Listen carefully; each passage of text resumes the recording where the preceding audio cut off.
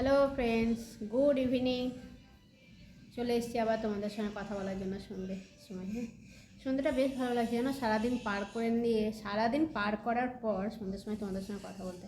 আগে তো আমি সারাদিন ব্লগ করতাম, করতে করতে মাঝে আবার যাই হলো আর কি, যাই হোক বন্ধ হয়ে গেছে। তারপর রিল ধরলাম, রিল ধরার পর রিলটা কী হয় বলো তো, রেডি হতে হচ্ছে ঠিক মতন করে, তারপর রিল বানানো হয়েছে।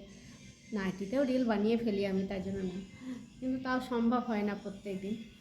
হ্যাঁ, আর এখন আবার আমি নতুন ধরেছি যে ইভিনিংয়ে তোমাদের সঙ্গে কথা বলাটা।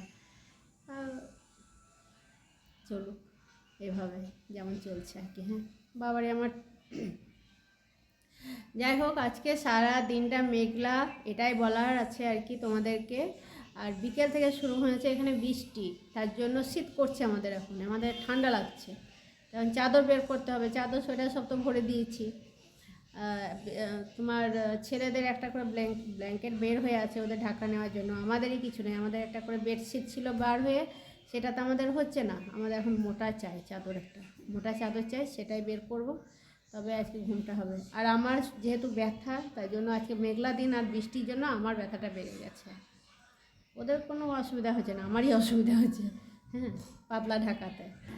তাই এখন একটু চা বানাই, নিজে ভালো করে একটু চাটা খাই, তারপর কিছু। কারো বানানো কোনো জিনিস খেতে আর ভালো লাগছে না। খেতে ভালো লাগছে না কি, কারো বানানো কোনো জিনিস আমি সেভাবে খাইনি বলে আমার আরও ভালো লাগে না। হ্যাঁ, নিজেই বানাতে যেদিন থেকে শিখলাম সেদিনকে নিজের থেকেই বানিয়ে খেতে শুরু করেছি। কেউ দেয়ও নি সেরকমভাবে বানিয়ে। বর তো রান্না জানে, তা কোনো দিন আজ পর্যন্ত রান্না করে খাওয়াইনি, মাঝে মধ্যে খাইয়েছে ও না খাওয়ার সমান। হ্যাঁ, তো যাই হোক, চলো চা